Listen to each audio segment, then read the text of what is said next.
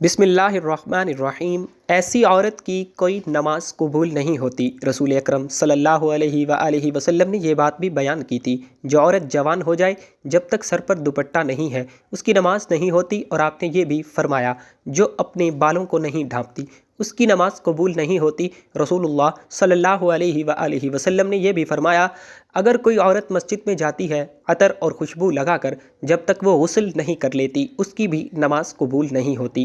اس لیے فرمایا، اے عورتوں کی جماعت، تم میں سے کوئی مسجد میں جانا چاہے تو خوشبو لگا کر نہ جائے جب تک یہ غسل نہیں کر لیتی، یہ نماز یا عبادت قابل قبول نہیں۔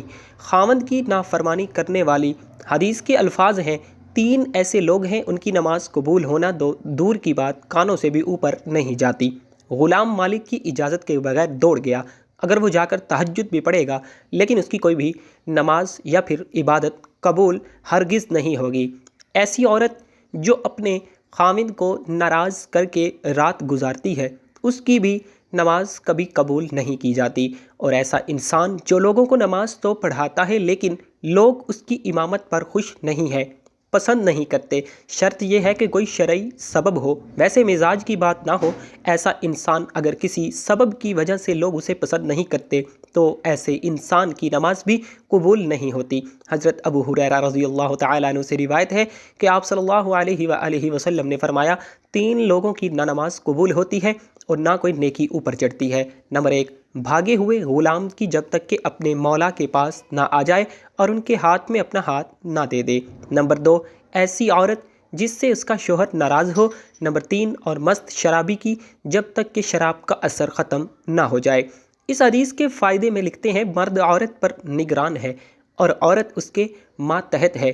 خدا کے بعد عورت کے لیے شوہر ہی ہے، والدین کے حق پر شوہر کا حق غالب ہو گیا ہے۔ اگر مذہب میں کسی کو سجدہ تعظیمی کی اجازت ہوتی تو عورت کو ہوتی کہ وہ اپنے شوہر کو سجدہ کرے۔ حدیث پاک صلی اللہ علیہ وسلم میں ہے، عورت کے لیے اس کا شوہر جنت یا جہنم ہے، کیونکہ اس کے حق کو ادا کر کے ہی جنت پا سکتی ہے۔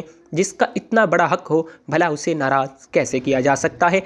خدا نے جسے رفیق حیات بنایا ہے، زندگی بھر کا ساتھی اور معاون بنایا ہو، دنیا میں جس کے بغیر گزارا نہیں، اسے کیسے ناراض رکھا جا سکتا ہے؟ اس لیے اگر شوہر ناراض ہو جائے تو اسے راضی کرنے کی بھی پوری کوشش کرنی چاہیے، کیونکہ اس کے بغیر دنیا اور آخرت میں نقصان ہی نقصان ہے۔ حضرت عائشہ الصدیقہ رضی اللہ تعالی عنہا کی روایت ہے کہ نبی کریم صلی اللہ علیہ وآلہ وسلم نے فرمایا، بالغہ عورت کی نماز سر ڈھانپے بغیر قبول نہیں ہوتی۔ اس حدیث میں نماز کے دوران سر ڈھانپنے کا حکم دیا گیا ہے، چنانچہ اگر عورت دوران نماز سر نہ ڈھانپے تو اس عورت کی نماز کبھی بھی قبول نہیں ہوتی۔ عورت کو نماز میں ہاتھ، پاؤں اور چہرے کے علاوہ باقی سارا بدن ڈھکنا بہت ضروری ہے، سینہ بند ضروری نہیں۔ ایسے باریک کپڑوں میں جن سے بدن جھلکے، ان کپڑوں کے پہننے سے بھی اس عورت کی نماز کبھی بھی قبول نہیں ہوتی۔ جو کپڑے ایسے باریک ہوں کہ ان کے اندر سے عورت کا بدن نظر آئے، ان سے نماز نہیں ہوتی۔ نماز کے لیے دوپٹہ موٹا استعمال کرنا چاہیے۔ ناظرین، چہرہ، دونوں ہاتھ گھٹنوں تک اور دونوں پاؤں ٹخنوں تک، ان تین اعضاء کے علاوہ نماز میں پورا بدن ڈھکنا عورت کے لیے نماز کے صحیح ہونے کی اولین شرط ہے، اس کے بغیر نماز نہیں ہوگی۔ خواتین کا یہ کہنا ہے کہ جب بندوں سے پردہ نہیں تو خدا سے کیا پردہ؟ بالکل غلط منطق ہے۔ اللہ تعالیٰ سے تو کپڑے پہننے کے باوجود آدمی چھپ ہی نہیں سکتا، تو کیا پورے کپڑے اتار کر نماز پڑھنے کی اجازت دے دی جائے گی؟ پھر بندوں سے پردہ نہ کرنا ایک مستقل گناہ ہے۔ جو عورت اس گناہ میں مبتلا ہو اس کے لیے یہ کیسے جائز ہو گیا کہ وہ نماز میں بھی سطر نہ ڈھانکے؟ الغرض عورتوں کا یہ شبہ شیطان نے ان کی نمازیں غارت کرنے کے لیے ایجاد کیا ہے۔ نماز کے دوران سر کھل جائے اور 3 بار سبحان اللہ کہنے کی مقدار تک کھلا رہے تو نماز ٹوٹ جائے گی، اور اگر سر کھلتے ہی فوراً ڈھک لیا تو نماز ہو گئی۔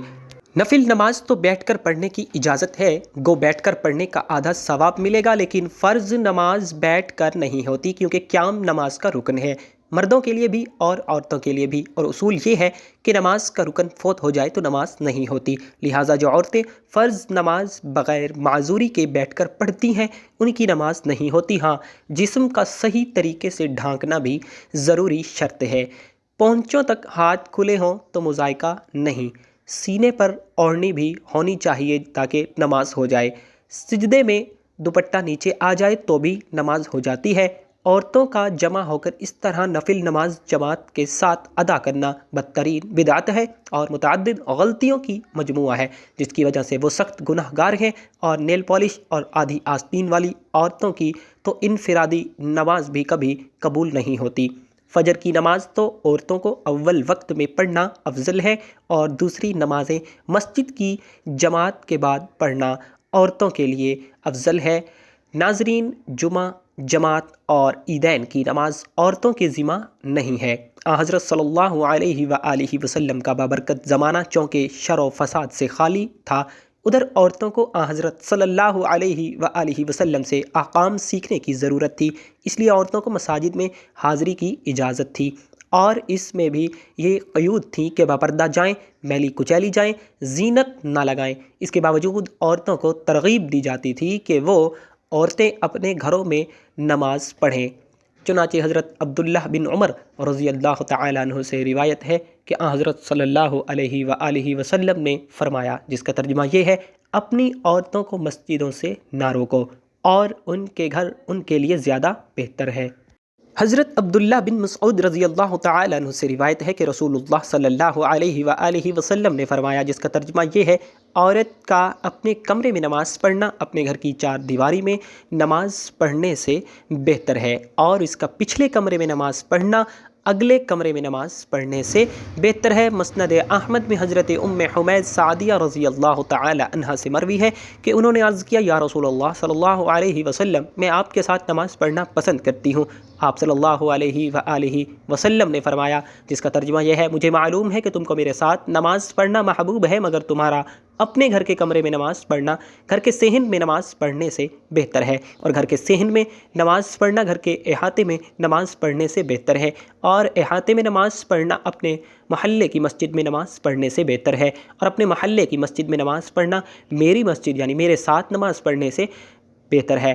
اور راوی کہتے ہیں کہ حضرت ام حمید رضی اللہ تعالی عنہا نے یہ ارشاد سن کر اپنے گھر کے لوگوں کو حکم دیا کہ گھر کے سب سے دور اور تاریک ترین کونے میں ان کے لیے نماز کی جگہ بنا دی جائے۔ چنانچہ ان کی ہدایت کے مطابق ہی جگہ بنا دی گئی۔